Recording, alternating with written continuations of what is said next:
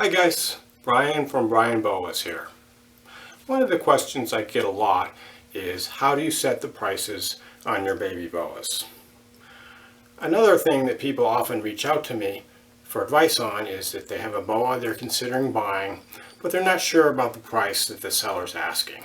Today I'm going to discuss the various aspects that you should consider when pricing boas, either your own babies to put up for sale or a potential boa that you might want to buy to add to your collection. If you found this video helpful, please be sure to subscribe to the Vpi Boas YouTube channel so you don't miss out on any of my future upcoming boa videos. There are several different types of value when it comes to boas and other living things.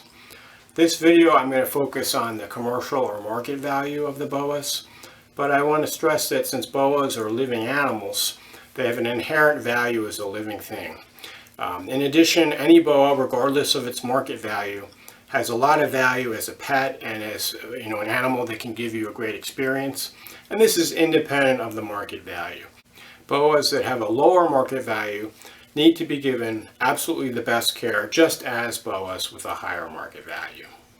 There seems to be a lot of interest lately in investing in boas, and I've seen several breeders offering investment grade boa constrictors. I did a video recently entitled Making Money Breeding Boas, so I urge you to check that one out for more discussion on this topic. However, when we're talking about pricing a boa, it comes down to a very simple concept, and that's the concept of supply and demand. And so in this way, pricing a boa is no different from pricing stocks, bonds, precious metals, antique cars, barrels of oil, or any other commodity. If you have a low supply and a high demand, the price goes up. If you have a high supply and a low demand, the price goes down. And this basic rule of economics applies to the boa market. When it comes to the boa market, this market has been really strong lately. And it comes back to supply and demand. The demand for many types of boas is far greater than the supply, so the price has been going up. And I think this is especially true with the locality boa market. So many of these locality boas were priced really low for quite a while, and the last few years they've really been catching up with their values. An example are Argentine boas like this one. Argentine boas, as recently as around 5 years ago, were frequently selling in the $150 to $200 range, which in my opinion is grossly undervalued. The last few years they've caught up quite a bit, and now the going rate is around $500 or so. And when you think about this, it kind of makes sense because there's a very low supply of many of these locality boas. In some cases we're talking about just a handful of litters of a particular locality for the entire world per year. In some cases even less. There's often a single litter of a locality that someone has. So these are very rare animals. In addition, the demand has been going up quite a bit. People have really been getting into locality boas lately. They may have been into morph boas, but they move into locality boas because they just love the natural history aspect and the natural coloration. They're just really interesting animals. And when you think about producing these animals, it's not easy. Compared to many other reptiles, it takes a lot longer. The animals have to be quite a bit older. It's a higher risk. You're not nearly as guaranteed to get a successful litter as with many other reptiles. And a lot of people will actually give up along the way just because it can be so frustrating and such a time-consuming process. So the supply remains low. And so for that reason, the locality boa market, in my opinion, is only going to continue to go up in value. The fundamentals behind the valuations of morph boas are a little bit different than that of locality boas. As you probably know, the price of morph boas starts out very, very high. When they first become available, there's a very, very low supply and a very high demand, so the price is sky high. But then, of course, the price comes down over time as more boas are bred. And there is definitely an essence of a pyramid scheme in this whole process. I discussed this more in my video, Making Money Breeding Boas, But as you know, a boa might start off with the first generation from the person that established the morph, might be selling for upwards of $10,000 a piece. The next generation might drop to $5,000 and then down to $2,000 and so on. And ultimately, the morph is going to reach a certain level that is sustained by the market. And that level will be somewhere between the value of a normal common boa that doesn't have a morph and whatever the starting value was. So most morph boas do hold a premium over a common normal non-morph boa. However, some morphs are definitely better than others. And the morphs that are more popular and more striking and more beautiful are definitely going to hold their value better. So this is a moonglow boa, and it's actually, I was trying to get one of these for quite a while. I kept my eyes out open for them, but they seem to sell really, really quickly. And I remember just a few years ago, you could get a moonglow for in the range of around $750. If you don't know, a moonglow is a cool 3-gene combo. It's a anerythristic, amelanistic, hypomelanistic boa, and it's got this beautiful white coloration. So I kept looking for moonglow boas, but they were always over $1,000, and that's kind of my limit. Until I finally, this one came available a few months ago, and I jumped right on it and bought it. And there were a few others, and they all sold really quickly, like within a few hours. So a cool morph that people like is going to hold its value, and it might even increase in value. So these moonglow boas, despite being 3 genes, which have been around quite a while, they have gone up in value, and they might continue to go up in value just because they're such striking, beautiful animals. So although morph boas do come down to a certain price after they're initially established, they have the potential to go back up again and increase in price if the demand outweighs the supply. And I think it's reasonable to see that happen with many of the different morph boas. Another really cool morph boa, which I believe will always hold a premium over common normal type pet store boas, is the Vpi T-positive albino.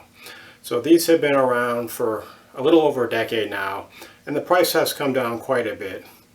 But I believe the price probably isn't going to go down that much more, if at all.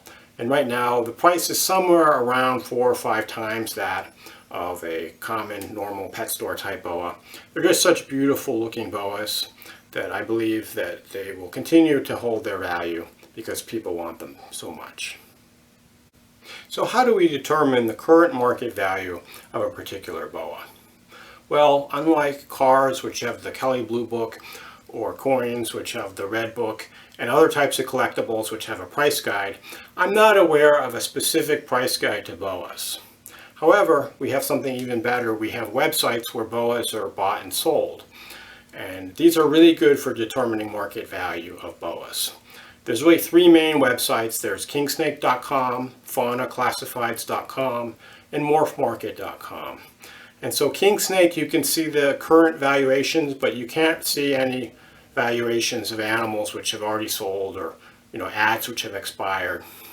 Fauna, you can see the current values, and frequently there'll be ads on there that go back many years, so you can see some information about previous values. And Fauna has been around for quite a while, so some of these ads go back like 10 years or even more. And then we have Morph Market, which is probably your best source. And Morph Market tends to be heavily on morphs. There are some locality boas. But what's good about Morph Market is they have the animals for sale, and then you can also look at sold animals, and you can see the prices that all of these animals that have sold for are going for. And so in some cases, maybe the animal sold for a little bit less, maybe the customer negotiated down a little bit, but often the animals sold for the price that was the asking price. So if you go to morphmarket.com and you look up boas, you can search by genes. You just want to see what animal sold for, so you click on the sold and look at the sold animals, and that gives you a really good idea about the base value that you should be thinking about for the particular boa constrictor. There are 2 main ways that people go about setting their prices based on the market price, and the first is what I call the used car salesman approach. And in this case, the person sets this really, really high price, and it looks like that they probably want the person to negotiate with them They'll have to drop the price, but they'll still end up getting a really good price. For example, there was a guy who had a pretty average looking Guyana BCC that he was trying to sell a while back, and he wanted $3,000 for it, which was nearly 10 times the market value. Not sure if he sold it, but that's an example of the used car salesman approach. I think some of these people, maybe they don't actually want to sell their Boas. Maybe their wife or significant other is trying to get them to get rid of the Boas because they don't want them in the house. So they can say, well, I listed the Boa, it didn't sell, but of course the price was so unrealistic, it was unlikely to sell to begin with. So I've never really bought Boas from these types of people. I'm just not into the negotiation and all that BS. I'd like to hear if you have any experience with negotiating with somebody who had a price for a Boa that was really high, and whether you were able to negotiate down and have a satisfactory result. So please comment below. The second approach to pricing Boas, which I use and I think the majority of Boa breeders use, is to take the market price as a starting point and then you adjust it up or down based on a number of criteria. For example, if I had a litter of animals that was on the smaller side and I'm thinking about keeping some of them as holdbacks and I'm not really in any hurry to sell them, I might price it a little bit higher. This may also be true if the animals are really exceptional animals, nicer than your average animal of that type, or they come from a really well-known and respected bloodline, or other criteria like that. If my litter ends up being larger than expected, and I have a limited amount of tub space for babies, as well as if I already have lots of holdbacks from previous years of that type of Boa, I probably will price my Boas a little bit less than the market value. And so I just wanted to give an example. This is a Kral Key Boa that was born just a few weeks ago, and these guys will be up for sale in another month or so. And the value that the price I'm going to ask for these animals is $350, which is fairly right on par with the market price. So when I set my prices, another way I look at it is these are rock bottom prices, and I won't go any lower. So in other words, my prices aren't negotiable. Any price below the price that I set, it would make more sense for me to hold on to the Boa rather than to sell it. Next, I want to briefly discuss the prices of adult Boas. One of the scenarios I see a lot is that someone is selling an adult pair of Boas and they're basing the price on the value of the future babies. For example, babies of this type of Boa may sell for $500 a piece, and they want $2,500 for their pair of adult Boas. And the rationale is that in the next year, you're certain to get a litter of at least 10 babies and possibly more. You know, at $500 a piece, that's $5,000 for those 10 babies. So basically, you're going to be doubling your money. So what could go wrong with that? As you probably guessed, there's a lot that could potentially go wrong with that. Breeding Boas is very high risk, and there's never any guarantees. So there's no guarantees that you're going to get babies the following year or even at all. In addition, if the person was so sure that the animals were going to breed and generate those babies, why would he or she be selling the Boa in the first place? Could there be something wrong with the Boa?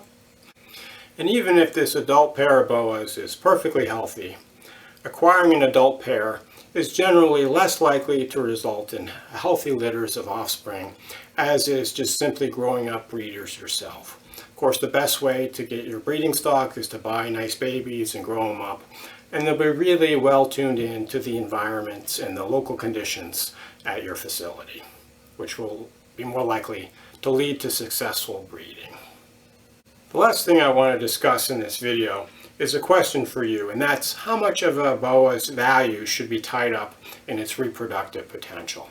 I think Boas are kind of weird in that most people value them not on the Boa itself, but more on the Boa's reproductive potential and how many babies the Boa is going to have. And that's kind of strange, and it can be somewhat detrimental. I mean, we never would value your pet dog based on something like that.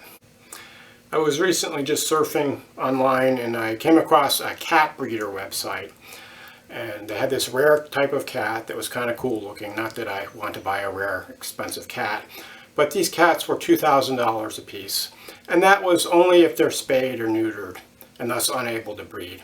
If you wanted to get one that was intact, it was $4,000, so an extra $2,000, and they called it for breeding rights. You got to pay twice as much for the breeding rights.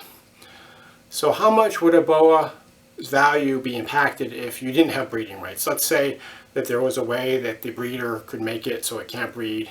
Not that I would ever advocate doing that, but would the boa's value be cut in half? Would it drop by tenfold? I'm curious to hear what your thoughts are on this. So if you have an opinion, please comment below. So that's it for this video. I hope this was somewhat helpful for you. As always, feel free to reach out to me or comment below. Thanks for watching, and enjoy your boas.